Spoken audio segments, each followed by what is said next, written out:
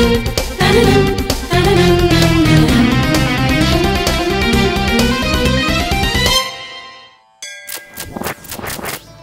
Weirs, ఈరోజు మనం హైదరాబాదీ రుచుల్లో ఉగాది పచ్చడి తయారు చేయడం చూద్దాం.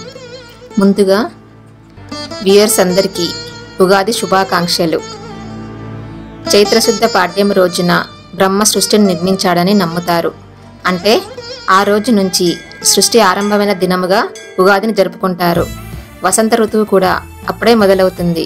అందుకే కొత్త జీవితానికి నాందిగా ఉగాది పండుగను జరుపుకుంటారు.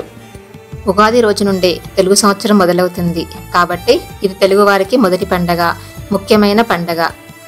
సంవత్సరమంతా మన జీవితం కూడా షడ్రుచులమయంగా ఉండాలని సంవత్సరాది అయిన ఉగాది రోజున షడ్రుచుల సమ్మేళితమైన ఉగాది పచ్చడిని తింటారు.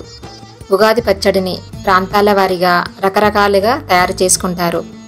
ఇప్పుడు మనం తెలంగాణ స్టైల్లో ఉగాది పచ్చడిని తయారు చేయడం చూద్దాం. మామూలుగా అన్ని ప్రాంతాలతో కంపేర్ చేస్తే తెలంగాణలో కొంచెం పల్చగా తయారు చేసుకుంటారు.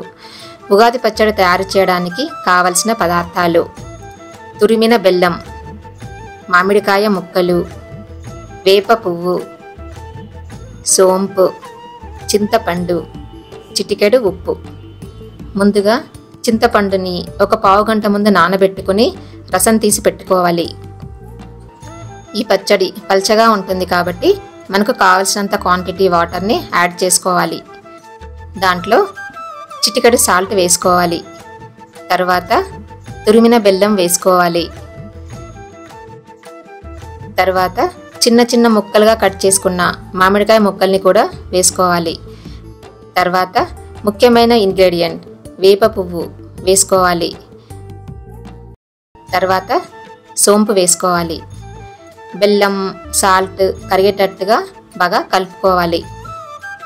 తీపి, పులుపు, చేదు, వగరు లాంటి అన్ని రకాలైనటువంటి రుచులతో మీ జీవితం కూడా సంవత్సరం అంతా సుఖంగా, సంతోషంగా గడవాలని కోరుకుంటూ ఈ రెసిపీని మీకు అందిస్తున్నాము.